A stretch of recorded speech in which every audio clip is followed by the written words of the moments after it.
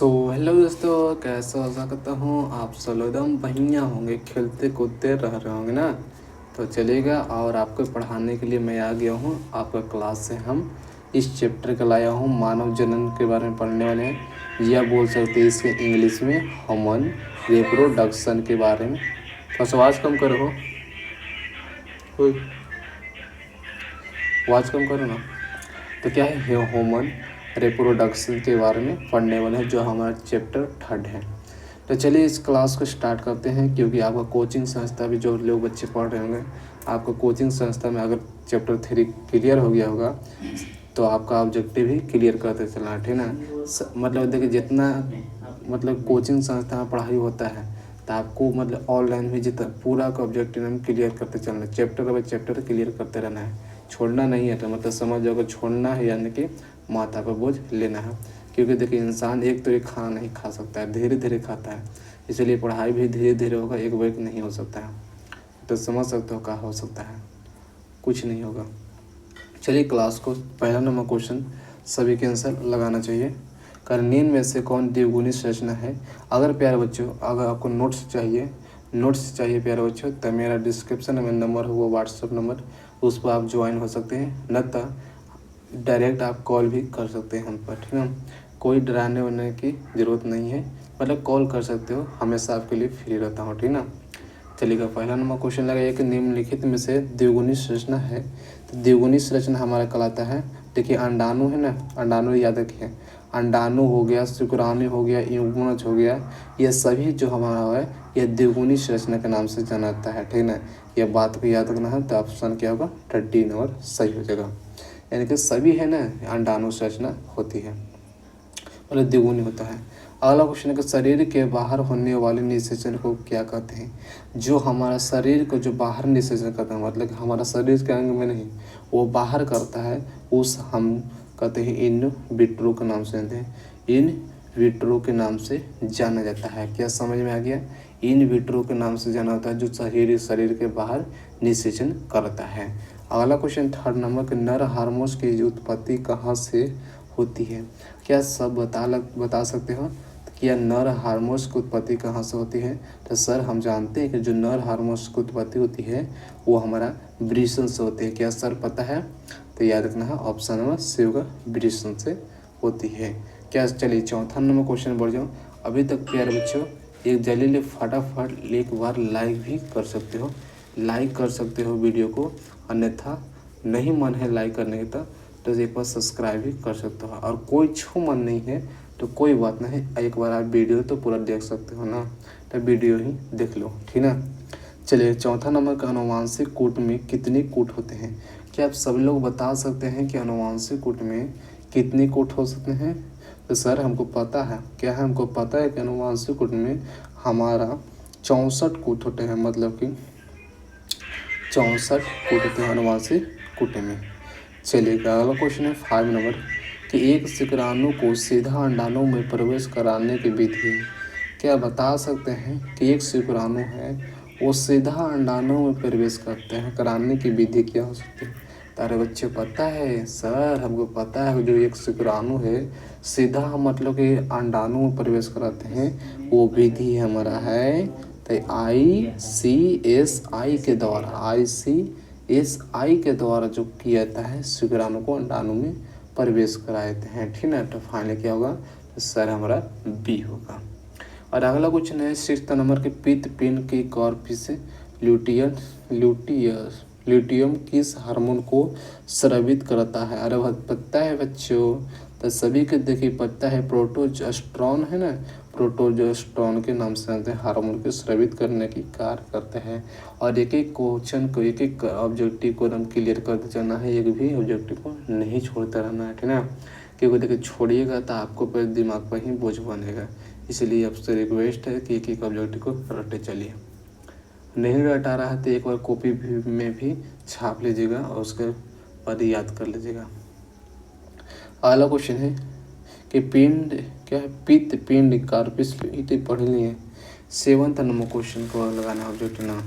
चलिएगा 7th number question, और इसका आंसर बताइए तो क्या होगा कि परिपक्व शुक्राणु की शीर्ष पर एक टिप्पणुमा संरचना पाई जाती है, उसे क्या कहते हैं? अरुभाई टिपनुमा जो संरचना पाते हैं उसे हम एक्रोसोम के नाम से जाते हैं। क्या बच्चों? एक्रोसोम के नाम से जाना जाता है। ठीक ना, ये बात को याद रखना है। और 8 नंबर क्वेश्चन को आइए तो लगाइए तो कि एक स्वस्थ महिला के पूरे जीवन काल में उत्पन्न अंडों की संख्या होती है। मतलब एक स्वस्थ मतलब महिला, ठीक है, कोई बीमारी से ग्रसित नहीं है और पूरा मतलब उनका जितना जीवन हुआ काल हुआ है वो कितना अंडों की संख्या उत्पत्ति करता है, तब बात किया रखना है। तो जो हमारा 400 क्या 400 है ना अंडा की संख्या को उत्पत्ति कर लेता है। मतलब पूरा जीवन काल मतलब कि 0 से लेकर हीरो तक होता है। ठीक ना। अगला क्वेश्चन है 9th नंबर क्वेश्चन, निम्नलिखित में से किस कॉपर टी को रोकता है? कॉपर टी रोकता है अथवा कॉपर टी किससे बचाव का कार्य करता है? मतलब देखिए हम अपने शरीर में कॉपर टी का उपयोग किस लिए करते हैं? किस लिए करते हैं पता है क्या? कॉपर टी का उपयोग किस लिए करते हैं? तो सभी को पता है, निषेचन को रोकने के लिए होता है कि नहीं? निषेचन के रोकने के लिए, मतलब कि एक महिला और पुरुष दोनों को संभव ना हो सकते कॉपर टी का उपयोग कर लेता है। चलिएगा ऑप्शन क्या होगा? ये होगा। और अगला क्वेश्चन है 10th नंबर, और हमारा बच्चे 10th नंबर क्वेश्चन को लगे निषेचन आंतरिक होता है। निषेचन आंतरिक होता है, तो निषेचन जो आंतरिक होता है हमारा सार्क में होता है। ऑप्शन क्या होगा? तो बी होगा। और 11th नंबर क्वेश्चन सभी इसी तरह से लगाइएगा कि मनुष्य में आफरा का निर्माण होता है। क्या बता सकते हो कि मनुष्य में आफरा का निर्माण होता है? मनुष्य में आफरा का निर्माण होता है किससे? अरे बच्चे पता है सर, हमको पता है कि जो मनुष्य में आफरा का निर्माण हम कोरियान के द्वारा करते हैं। सर पता हो गया कि नहीं? हाँ बच्चे पता है, तो आपको ही पढ़ा रहे हैं ना। चलिएगा, कोरियान के द्वारा होता है। और इसी तरह से बच्चे 12th नंबर क्वेश्चन के मानव भ्रूण का सुरक्षित रहता है। तो सर मानव भ्रूण को जो सुरक्षित करने के काम करता है वह कहलाता है एमनियोटिक गुहा में। एमनियोटिक गुहा है जो मानव भ्रूण को सुरक्षित रखने के कार्य करता है। तो मारना है ऑप्शन बी पर। एक एक क्वेश्चन को याद करते चलना है, छोड़ना नहीं। और यह बात बार बार बोलता हूँ और इस बात पर ध्यान रखिएगा। और इसी तरह से क्वेश्चन हमारा 13 नंबर क्वेश्चन क्या कहता है देखते हैं कि शुक्राणु का संचलन किनके द्वारा होता है?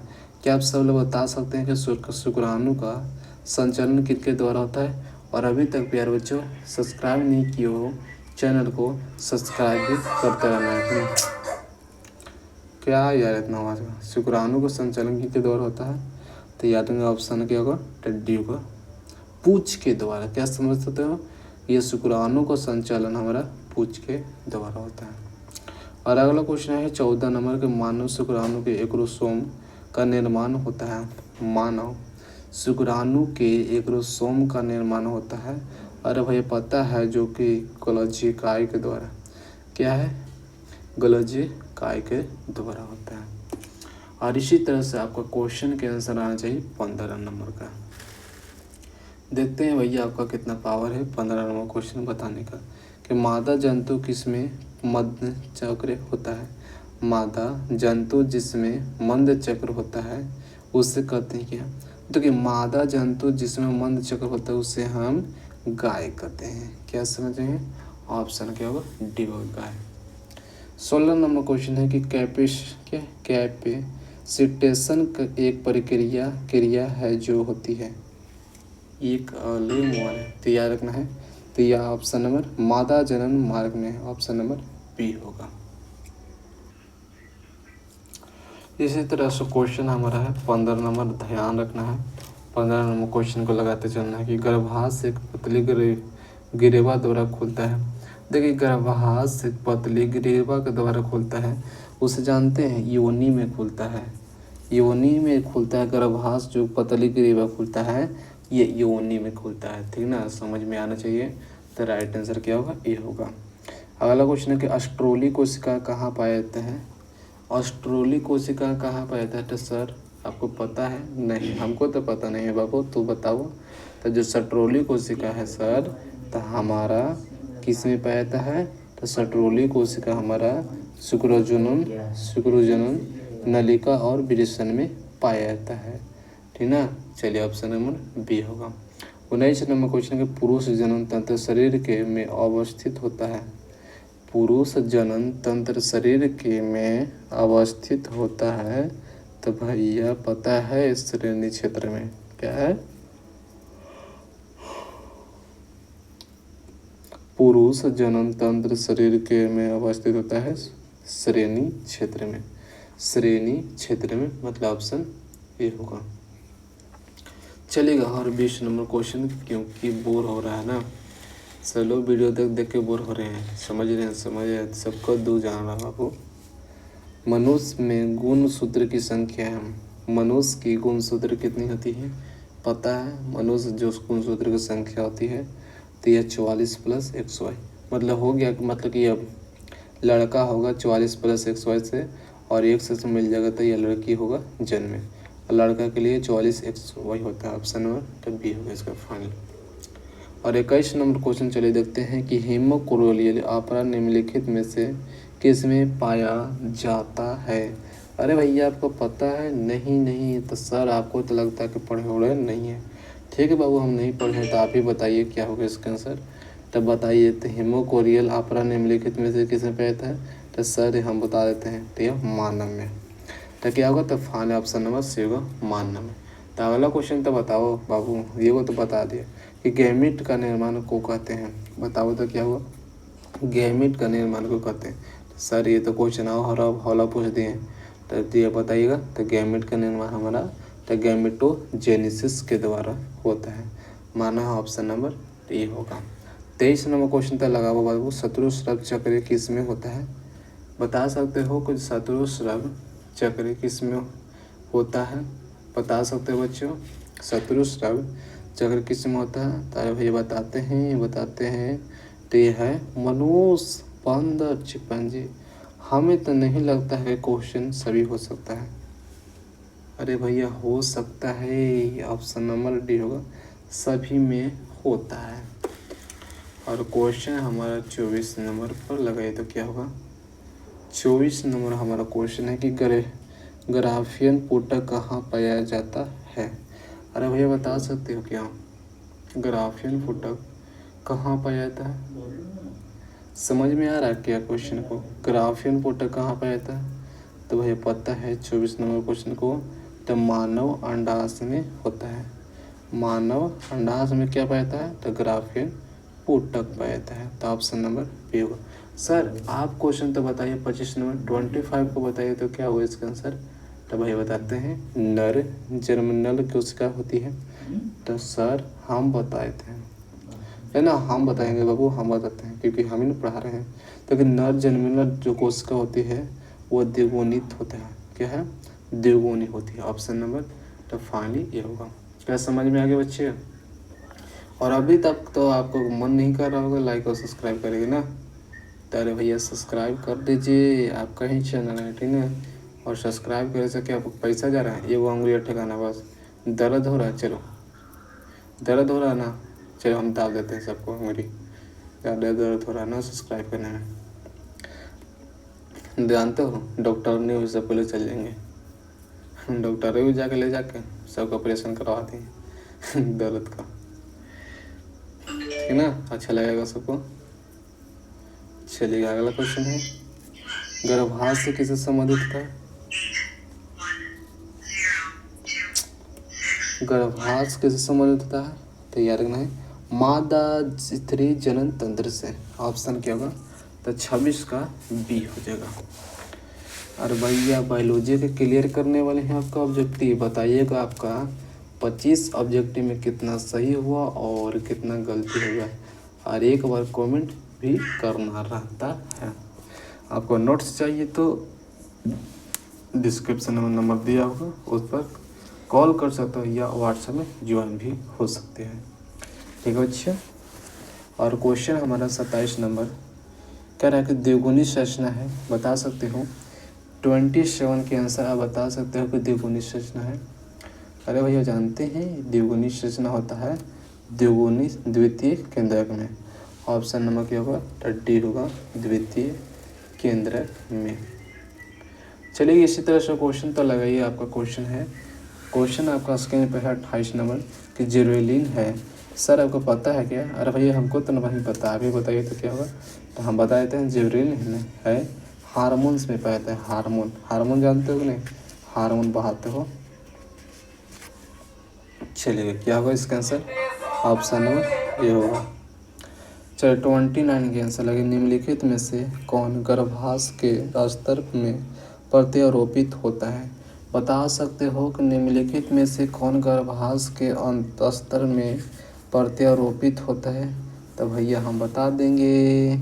तो ब्लास्ट क्या है? ब्लास्टोसिस्ट के नाम से लेते हैं। ऑप्शन नंबर डी होगा। और इसी तरह से क्वेश्चन हमारा है 30 नंबर।